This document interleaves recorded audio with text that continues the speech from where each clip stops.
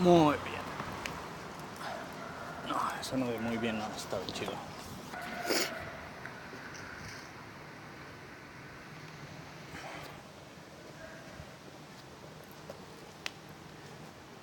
Kimi Tenshi, saludos a todas, a todos. Bienvenidos a este videoblog de Gossiby, El Fuego y la Palabra Colectiva. Soy Julio Ondareje y vamos a hablar de literatura indígena latinoamericana. Bueno, como les había prometido en el video anterior, esta entrega va a tratar un poco más sobre, o va a abordar un texto sobre la literatura indígena, particularmente en México. El texto es Panoramas, Perspectivas y Retos de la literatura indígena contemporánea. En este texto que vamos a estar trabajando, estamos refiriendo al texto de Krishna Naranjo Zavala, un texto que se los dejo acá en la descripción del enlace.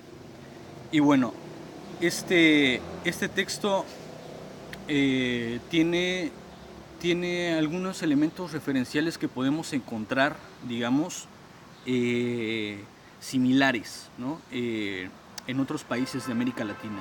Entonces, por eso decidí empezar con este y no con otro texto, digamos, más general, hablando del panorama literario contemporáneo indígena en Latinoamérica, ¿no?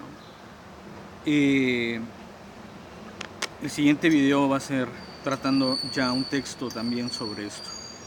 Bien, en este texto de Krishna Naranjo arranca con una cuestión interesante, ¿no? Que a mí me dio mucho gusto reencontrarla, y fue el planteamiento de Miguel León Portilla, escritor, antropólogo y promotor de las lenguas y promotor fundamentalmente de la escritura indígena. Miguel León Portilla da un término que se los comentaba la vez pasada, que es el término de Yancuictlatoli, que es la palabra nueva, ¿no? La nueva palabra. Este término lo utiliza para definir, ¿no? un momento particular de la creación literaria, ¿no? Digamos ya contemporánea, en la cual el aspecto indígena deja de ser un aspecto meramente contemplativo, meramente referencial, y pasa a ser un aspecto protagónico, ¿no? Y protagónico no digamos en el centro de la narrativa, ya que antes había tenido otros protagonismos, sino protagónico en el centro de la producción, es decir, quien crea, quien difunde y quien expresa enteramente es las escritoras o los escritores indígenas, ¿no?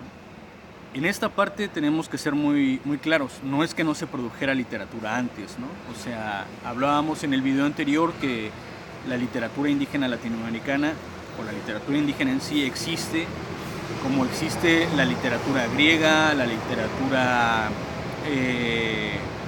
germana, la literatura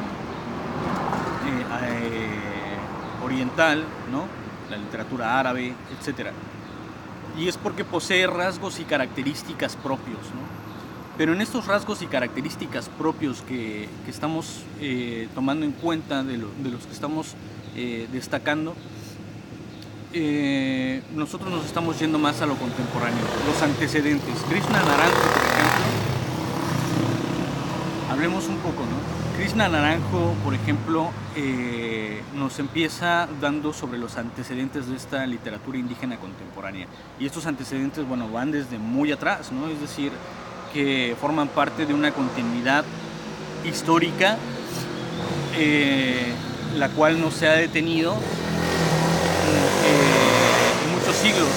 Esta continuidad histórica está situada particularmente desde mucho antes de la conquista, ¿no? En el periodo precolonial, ¿no? Existían ya narrativas, ¿no? principalmente orales, pero no solamente orales, ¿no? Y podemos encontrar elementos de esas narrativas literarias en distintos glifos, en códices, en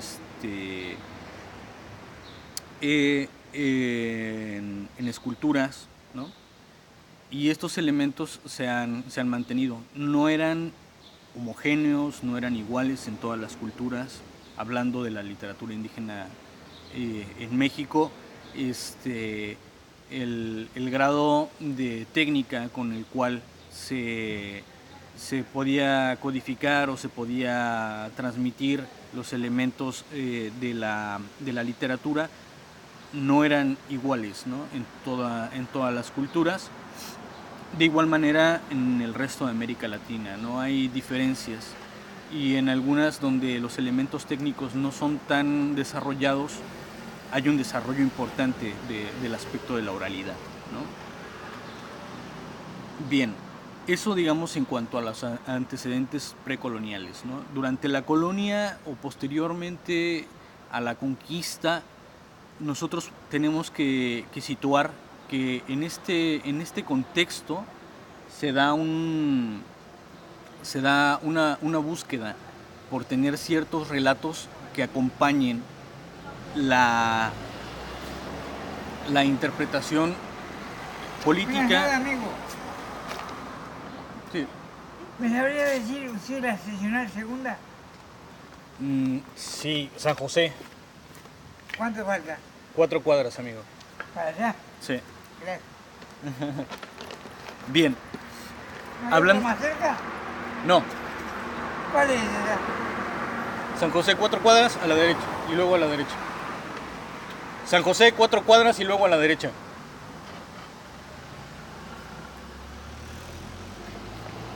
Bien.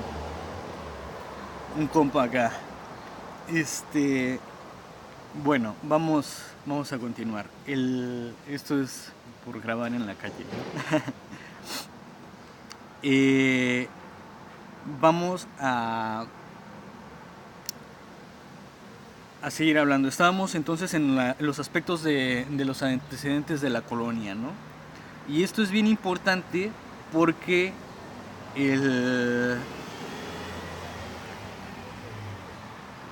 se buscaron acompañar, ¿no?, esos relatos, particularmente con aspectos que tuvieran una semejanza discursiva.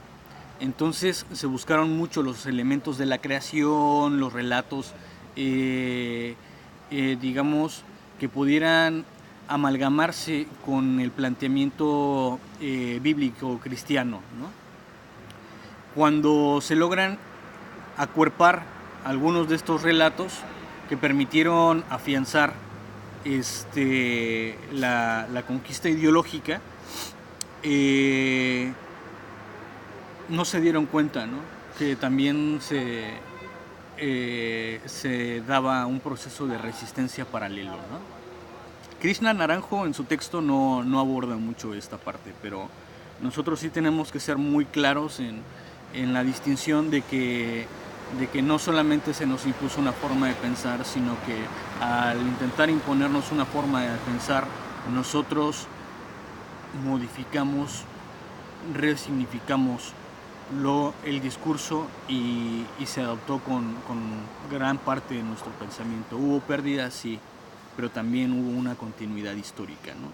Y eso es bien importante tenerlo en cuenta.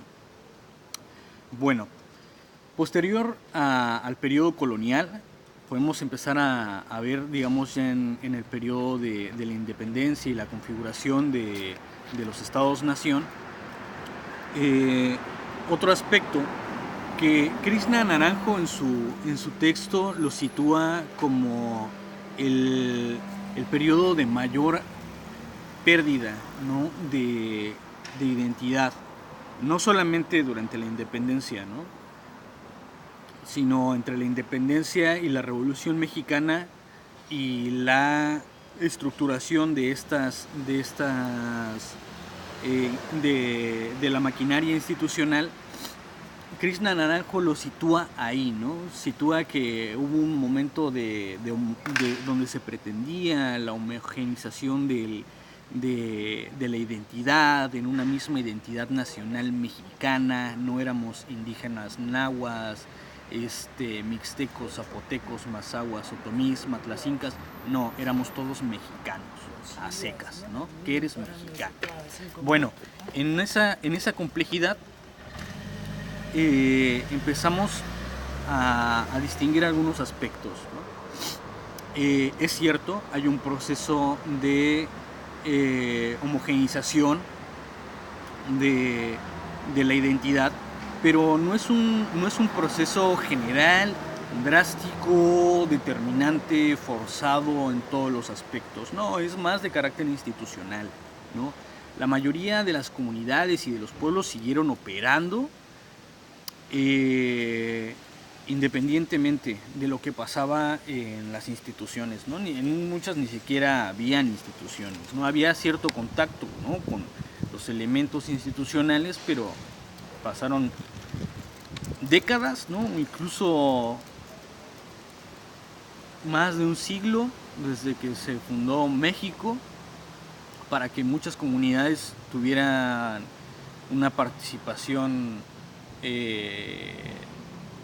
dentro de la configuración institucional, aunque no consideradas por la configuración institucional incluso todavía.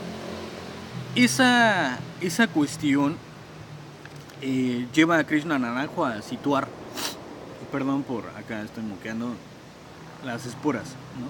Está empezando a hacer otoño acá. Bueno, esta configuración nos lleva a ver en que el planteamiento de Krishna Naranjo sitúa ahí esa gran pérdida, ¿no?, de la identidad, y dice que hay que se logra sostener gracias al hermetismo comunitario, ¿no?, al poder salvaguardarse protegiendo las cosas dentro de la comunidad, encerrándolas, creando un caparazón, ¿no? No lo dice así literalmente, pero es más o menos como se interpreta. Realmente esta interpretación de Krishna Naranjo a mí me deja una diferencia de enfoque, porque en primera instancia me parece que caer en la observación del hermetismo como una forma de preservación es un extravío. Históricamente nuestros pueblos no han sido pueblos aislados, particularmente en México. Tal vez en algunas otras regiones de Latinoamérica, y eso habría que verlo bien, puede que se den estos fenómenos aislados, pero no particularmente ahí en México, ya que estos fenómenos realmente eran de compartir con otros pueblos, en actividades, en festividades religiosas, incluso en las alianzas matrimoniales, en todo este tipo de cosas del amor, de la vida y de la muerte, se compartía entre distintos pueblos, ¿no? Y entre distintos pueblos que hablaban idiomas diferentes, náhuatl, otomí, matlacinca, tlahuica, purépecha, tzetzal, tojolabal, distintas variantes, incluso del mismo maya, ¿no? Entonces habría que distinguir estas partes, porque no se debe enteramente al hermetismo, ¿no?, como lo plantea Krishna Naranjo en su texto, sino yo lo situaría más en un aspecto de ejercicio, sí, interno en las comunidades, es decir, de preservar las narrativas, transmitiéndolo de padres a hijos o de abuelos a nietos, pero también en ese ejercicio de compartir con otros pueblos, con otras identidades, que también están en una perspectiva de resistencia, ¿no?, frente a un aspecto hegemónico, ¿no?, donde se intenta imponer una homogeneización, ¿no?, de la identidad, y hay una resistencia colectiva variada, ¿no?, con mucha variedad, con muchos participantes muy diversos y de formas muy distintas. Entonces, estas características nos traen esa peculiaridad, ¿no? Y es bien importante, bien importante.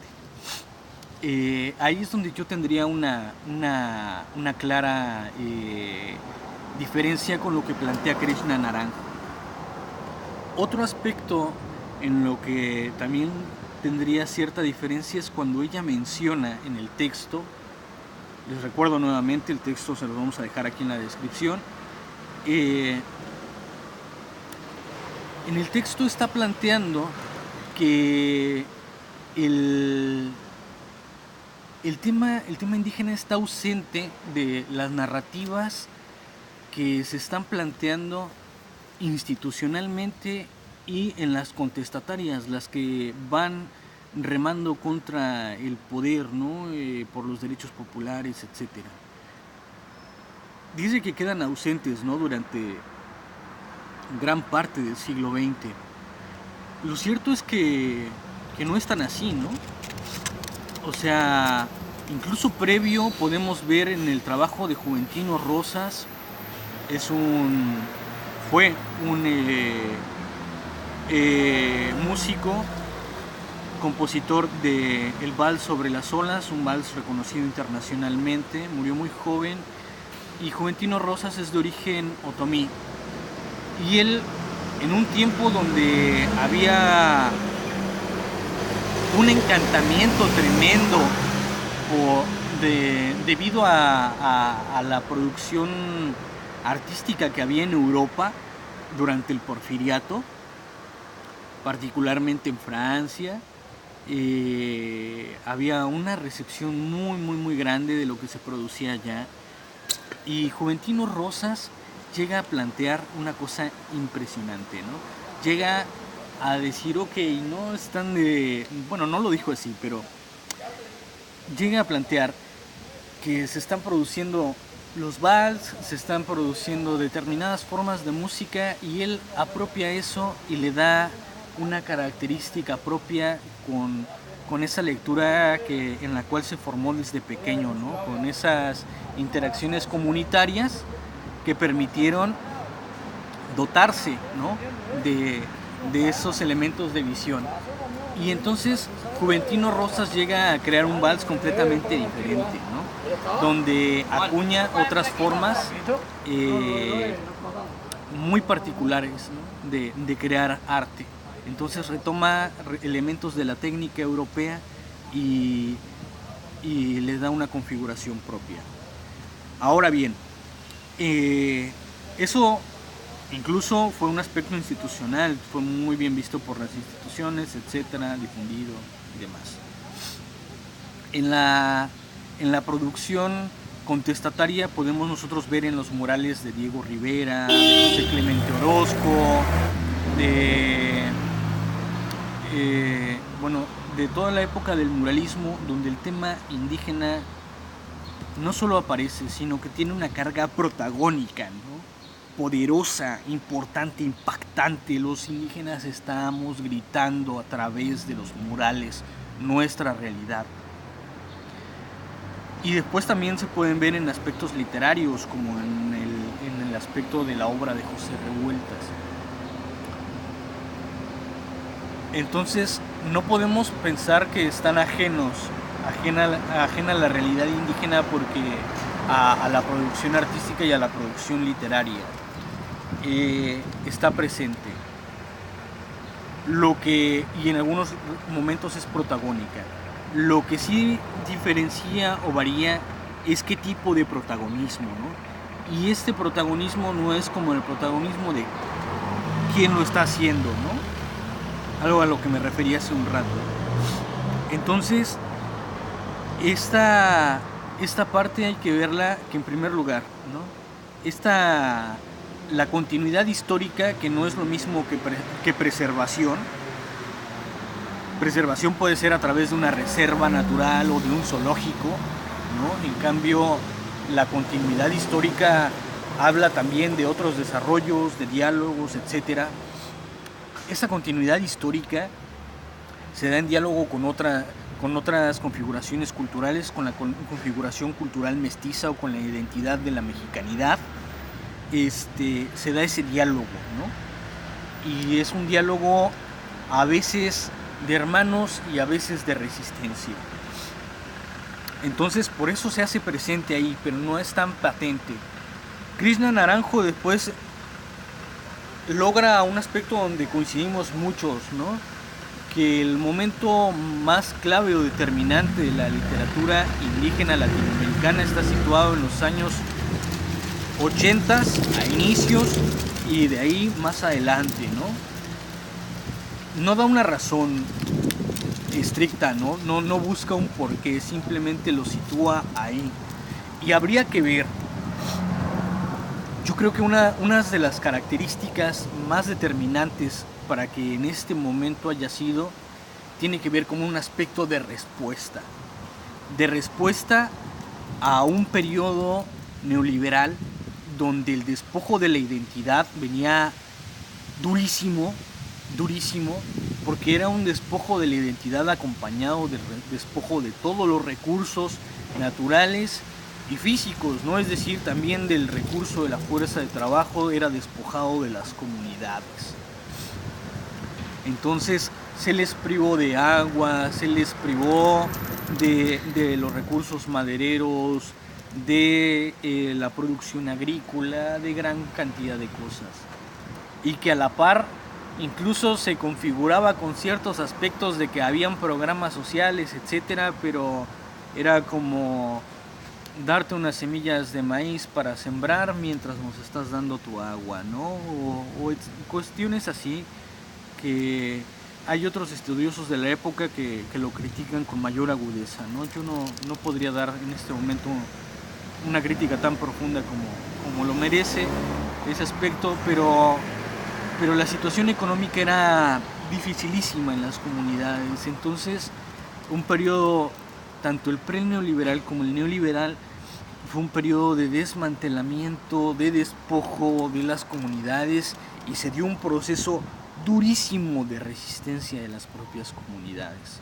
La migración a las ciudades fue un fenómeno que permanentemente fue creciendo de manera exponencial, ¿no? Y entonces este fenómeno,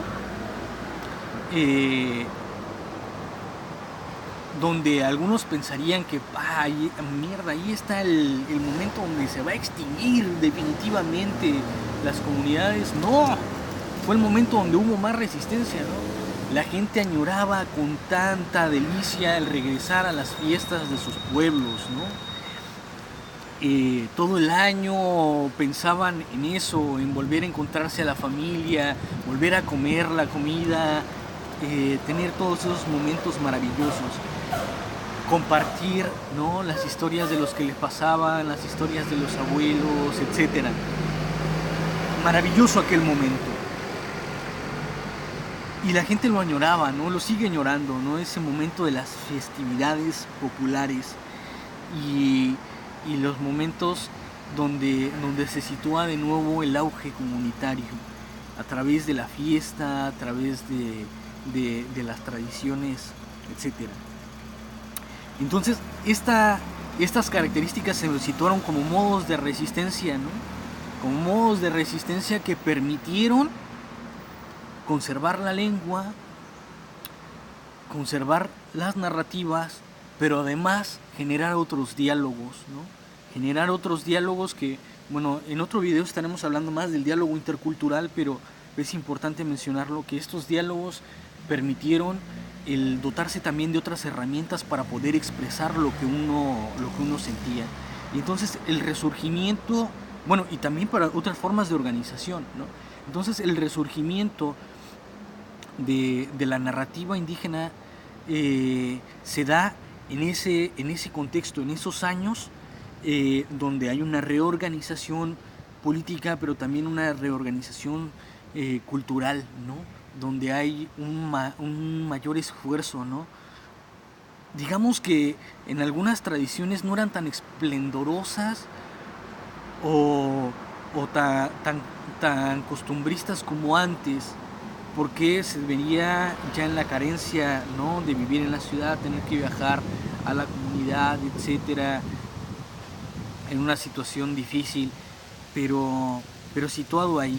Entonces eso se refleja también en las narrativas y se empiezan a crear elementos de referencias en la poesía, en la narrativa de rescate de las leyendas, de los cuentos, etcétera. Bueno, esos elementos son bien importantes, ¿no?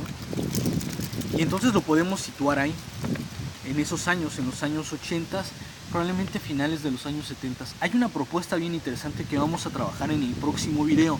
Esta propuesta habla sobre la generación del 68 y digamos como Robert Linhart sitúa ahí un origen, ¿no? Pero bueno, regresemos un poco acá al texto de Krishna Naranjo, ¿no? Krishna Naranjo nos habla del papel que tienen los promotores, ¿no? De las lenguas indígenas y de la literatura indígena, el caso de Miguel León Portilla, de Pablo González Casanova, que permiten formar a nuevos escritores, ¿no? Y a nuevos promotores de la literatura indígena.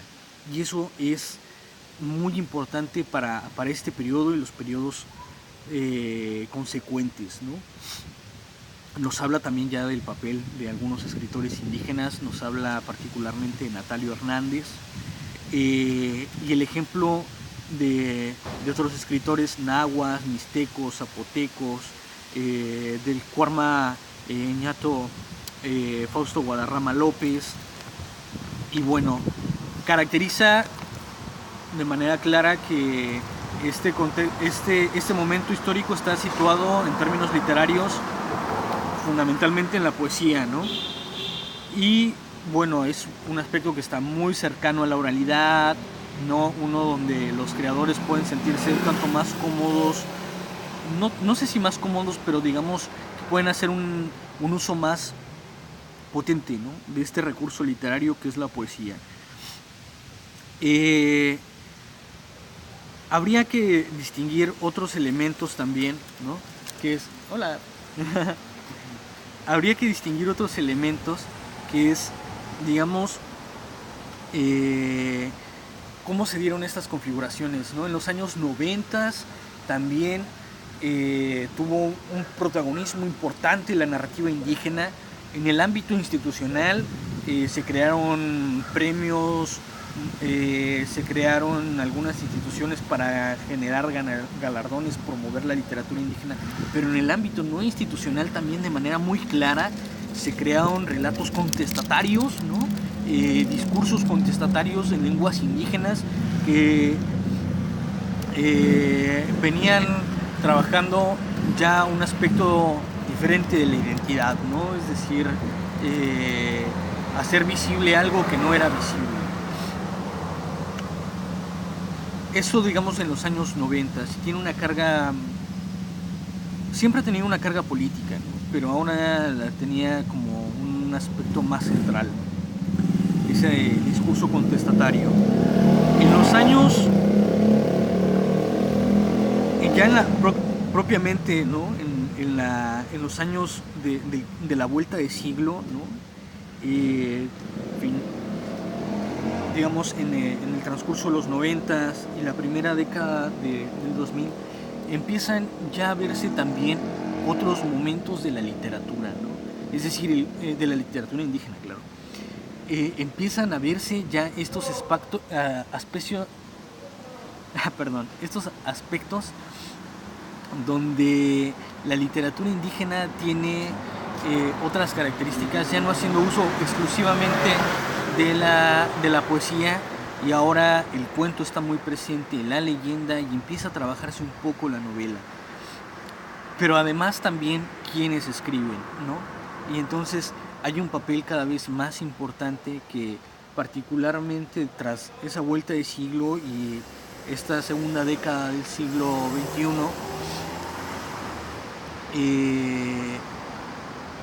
tiene un mayor protagonismo la literatura indígena escrita por mujeres y la literatura indígena escrita también por migrantes, ¿no? Entonces eso es bien importante trabajarlo, distinguirlo. Ahora, en el caso de estas dobles subalternidades o digamos estas subalternidades más agudas, iremos trabajando más adelante en otros videos, ¿no? Para hablar un poco de estas características. Bueno, hablamos ya también del papel de las iniciativas gubernamentales que fomentaron un poco esos aspectos, ¿no? También de la participación o la creación de relatos o de narrativas en lenguas indígenas. Y bueno, hablemos un poco también sobre los retos que distingue Krishna Naranjo y que también nosotros agregaríamos. Hay que superar el marco de la poesía, ¿no?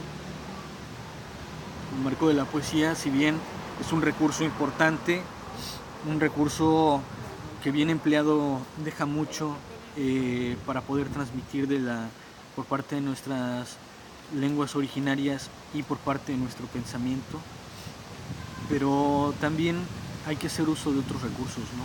Del cuento y de la novela. Entonces, para poder generar también otro tipo de diálogos interculturales. Eso es bien importante, ya que el hermetismo realmente tiene el peligro, ¿no? de llevarnos a no poder desarrollar en su esplendor, ¿no? Y en sus contrastes nuestra producción identitaria, ¿no? La generación de contenido literario que refuerza nuestra identidad. Bueno, otro aspecto es también superar el marco institucional, ¿no? Entonces, hay escritores que solamente escriben para concursos, que lo escriben muy bien, que tienen contenidos, o para ser publicados también escriben solamente para eso. Pero pues los concursos podrán darte algo de dinero, las publicaciones podrán dar algo de fama, pero no tienen el impacto, ¿no? De compartir con otras personas en las comunidades. Entonces, dejar contenido libre, gratuito, para que lo puedan acceder a otros compañeros, compañeras, niños, niñas, quien esté interesado, no solamente de la misma comunidad, sino de otras, generar diálogos más extensos, eso es bien importante. Entonces, superar el marco institucional es una tarea necesaria, ¿no? Otro aspecto es de la traducción, ¿no? Que también estaremos dedicando un video específicamente al aspecto de la traductibilidad de las narrativas. Y bueno, eso es un aspecto de mayor complejidad, ¿no? Pero es importante trabajar ese aspecto como un reto. Otro aspecto también es como la reculturación o la reasimilación de la identidad, ¿no? Que eso no lo menciona ahí Krishna Naranjo, pero hay que situarlo dentro de estos elementos de los retos. Entonces, el escritor indígena no solamente es el que ha sido hablante del idioma originario durante toda su vida, ¿no? Sino que incluso quien lo ha perdido y ahora pretende también regresar a él, ¿no? O se esfuerza, ¿no? por recordarlo. Eso es bien importante, por lo menos en mi caso estoy situado ahí, ¿no? No es tanto como el indígena bilingüe, sino como alguien que está remando a contracorriente para rescatar, ¿no? el aspecto de la identidad. Y lo que escribo, los elementos que hemos publicado en GoCivi tienen que ver con ese aspecto, ¿no? De el buscar, ¿no? Rescatar la identidad personal a través de la identidad colectiva. Entonces eso es bien importante también, uno de los retos, porque es una forma también de pelear en contra de la aculturación, de la pérdida de la identidad, ¿no? Eso es determinante. Otro aspecto también es el uso de las tecnologías, ¿no? Entonces, con muy poco podemos hacer mucho, ¿no? Y sin dinero y sin permiso estamos acostumbrados a hacer las cosas desde las márgenes, ¿no? Entonces, bueno, esto lo estoy grabando, ¿no? Con un celular bastante mediocre, sentado en la calle, ¿no? Atrás está un mural pintado por mi hermano que le dieron permiso acá en esta casa para poderlo pintar. Y bueno, esencialmente así es como se genera también, ¿no? El arte de resistencia a través de nuestros elementos pues muy humildes, ¿no? Muy escasos, y con los cuales nosotros creamos, ¿no? Intentamos hacer o decir lo que siente nuestro pensamiento, nuestro corazón, ¿no? ¿no? Dirían algunos. Bueno, en general esto creo que ha sido un video bastante extenso. Les agradezco mucho pues la atención, ¿no? Ojalá puedan difundirlo si les parece bueno, interesante, compartirlo con otras personas más, darle like si les gusta, ¿no? Y sobre todo comentarlo, ¿no? Comentarnos sus perspectivas, sus experiencias, sus diferencias también, ¿no? Todo comentario será recibido, ¿no? Y bueno, esperamos darles pues compartirles, ¿no? esto que nosotros hemos generado a través del tiempo.